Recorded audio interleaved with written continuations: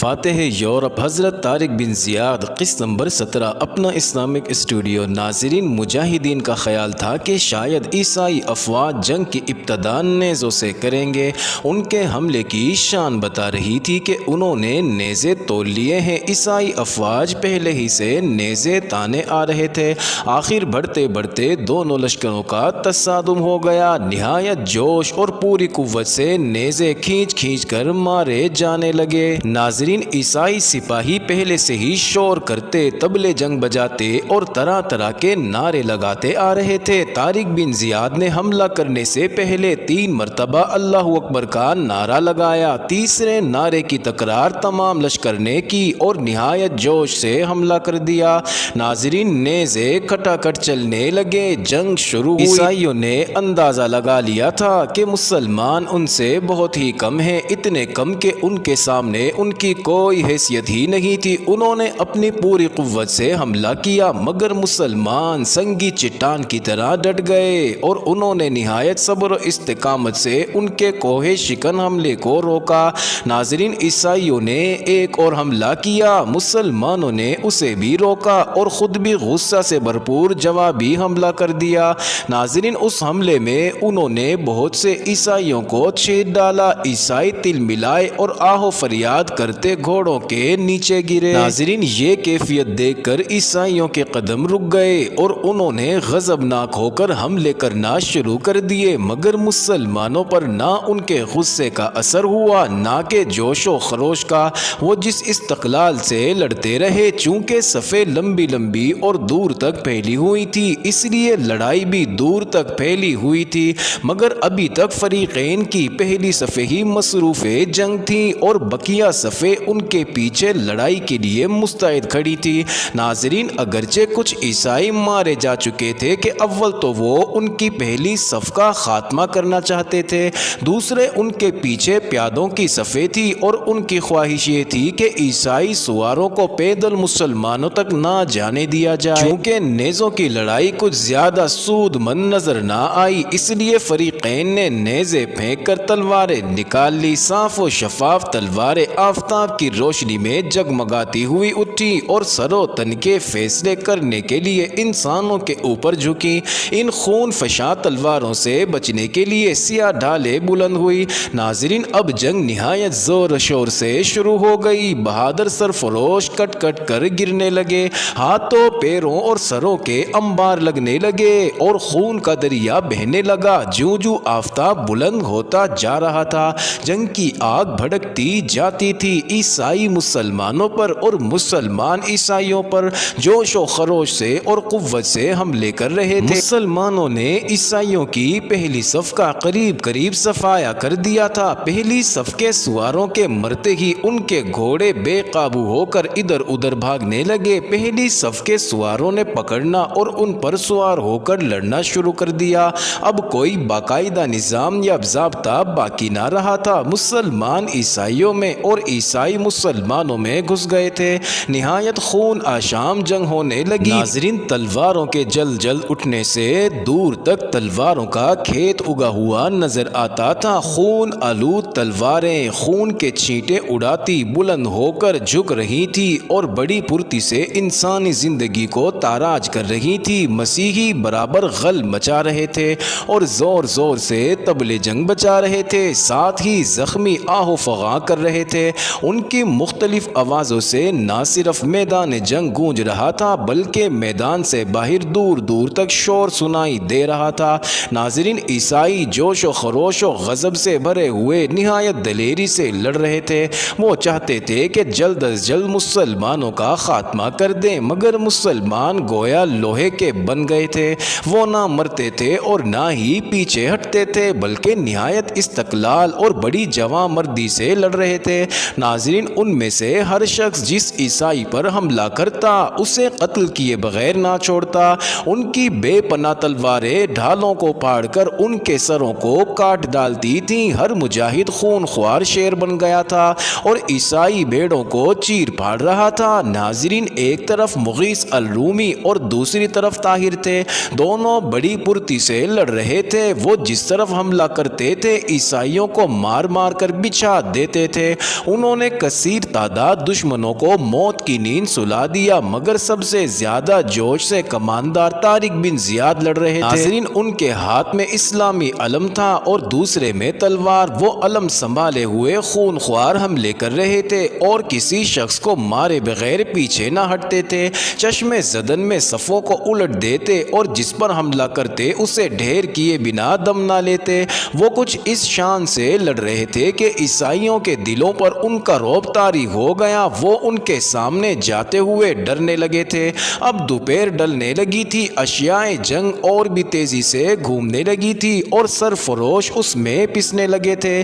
ناظرین، چونکہ اکثر صفیں ٹوٹ کر مخلوط ہو گئی تھی اور عیسائی مسلمان آپس میں گھس گئے تھے، اس لیے مسلم پیدل پلٹون بھی حملہ آور ہو گئی تھی۔ عیسائیوں کا خیال تھا کہ پیدل مسلمانوں کو گھوڑوں سے ہی کچل دیں گے، مگر جب حملہ کیا تو مسلمان پیادوں نے نیزے مار مار کر سواروں اور گھوڑوں کو زخمی کرنا شروع کر دیا۔ ناظرین، مسیحی سمجھ گئے کہ پیدل کا مارنا سواروں سے بھی زیادہ دشوار ہے۔ پیدل مسلمان نیزوں سے لڑ رہے تھے۔ وہ جس گھوڑے کو نیزہ مارتے، وہ جس سوار پر حملہ کرتے، اس کی زرہ پھاڑ کر نیزوں کی انیاں پسلیوں کو توڑ کر پار ہو جاتی اور وہ چیخے مار مار کر گر جاتے تھے۔ ناظرین، عیسائی سپاہیوں کے کشتوں کے پشتے لگ گئے تھے۔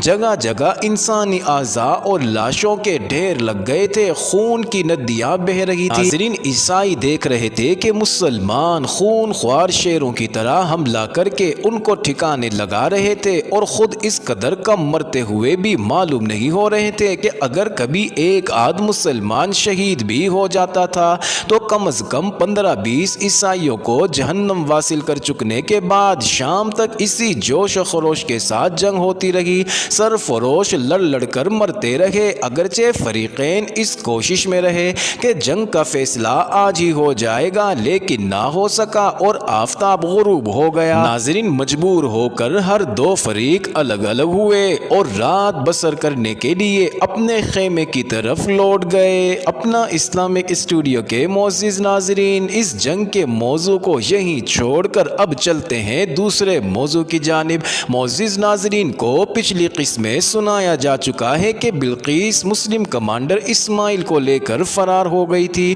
اسماعیل اور بلقیس دونوں پہاڑ کی سب سے اونچی چٹان پر چڑھے ہوئے تھے۔ جب تک تدمیر کے ساتھی انہیں تلاش کرتے رہے وہ وہیں چھپے رہے۔ ناظرین، جب وہ چلے گئے تب انہیں اطمینان ہوا اور اب وہ نیچے اترنے کی تدبیریں کرنے لگے، لیکن جس چٹان پر وہ رات کے اندھیرے میں چڑھ گئے تھے وہ ایسی اونچی اور سیدھی تھی کہ اب اس سے اترنا مشکل ہو گیا، بلکہ اس کے اوپر سے نیچے جھانکتے ہوئے بھی خوف معلوم ہوتا تھا۔ بلقیس نے یہ کیفیت دیکھ کر کہا، اب نیچے کیسے اتریں گے ہم؟ اسماعیل نے کہا، جس طرح سے ہم اوپر چڑھے ہیں اس طرف سے نیچے اترنا غیر ممکن ہے۔ بلقیس، لیکن ہم چڑھ کیسے آئے؟ اسماعیل، دشمنوں کے خوف سے رات کی تاریکی میں چڑھے چلے آئے ہیں۔ مگر بلقیس، مگر کیا؟ اسماعیل، میں چڑھ آیا، یہ تو تعجب خیز بات نہیں، لیکن بلقیس نے کہا، لیکن میرا چڑھ آنا حیرت انگیز ہے۔ اسماعیل نے کہا، ہاں۔ بلقیس نے مسکرا کر شوق نظروں سے اسماعیل کو دیکھا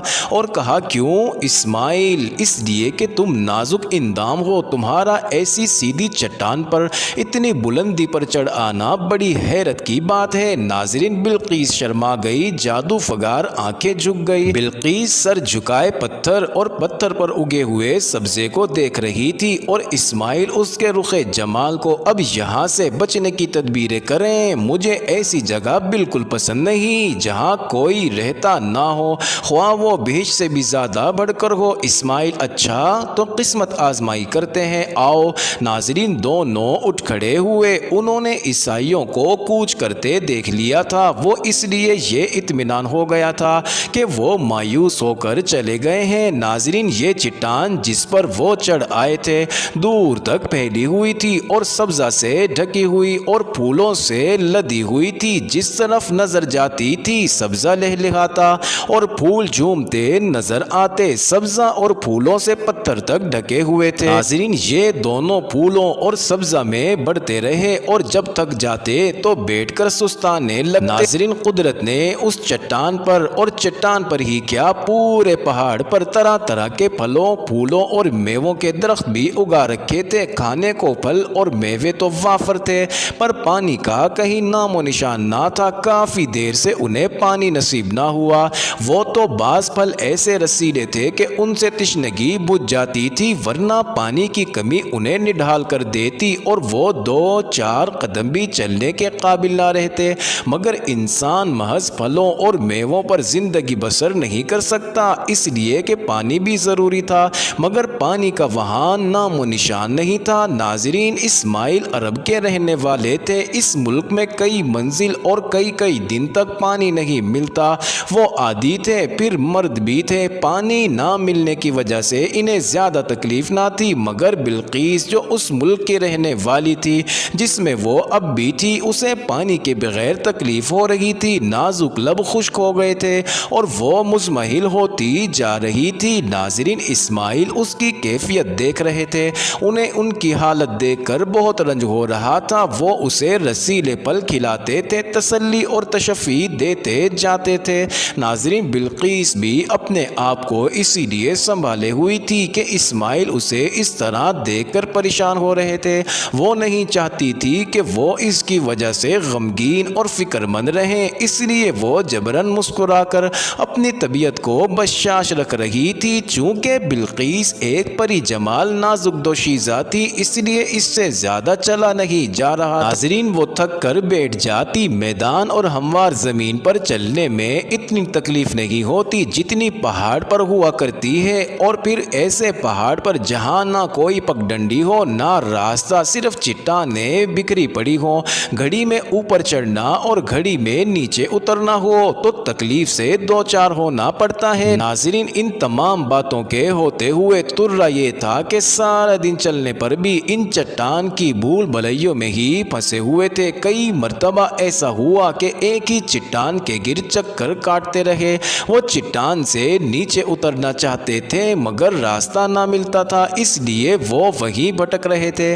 بظاہر یہ معلوم ہوتا تھا کہ وہ چٹان جس پر وہ چڑھے ہوئے تھے کچھ زیادہ لمبی چوڑی نہ تھی، مگر جب اسے طے کرنے لگے تو معلوم ہوا کہ شمال سے جنوب تک پھیلی ہوئی ہے اور اس قدر اونچی ہے کہ اس کے اوپر سے اترنا قریب قریب ناممکن تھا۔ اگرچہ کئی روز ان دونوں کو چٹان پر چلتے ہوئے گزر گئے مگر اس پر بھی نیچے اترنے کی کوئی سبیل نہ ملی۔ اس عرصہ میں بلقیس کی حالت اور بھی خراب ہو گئی اور پیاس نے اسے پریشان کر دیا۔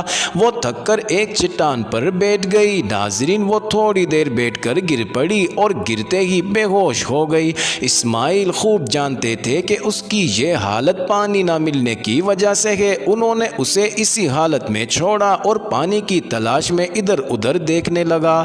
وہ بڑھتے جاتے اور پھر مڑ مڑ کر دیکھتے بھی جاتے کہ کہیں وہ اٹھ تو نہیں گئی۔ جب ان کے درمیان ایک چٹان حائل ہو گئی تو تیزی سے چلنے لگے۔ چٹان پر کوئی ضرور چشمہ یا آبشار ہوگی۔ جوں جوں وہ بڑھتے جاتے سبزے سے لدے ہوئے اور چٹانیں ملتی جاتی۔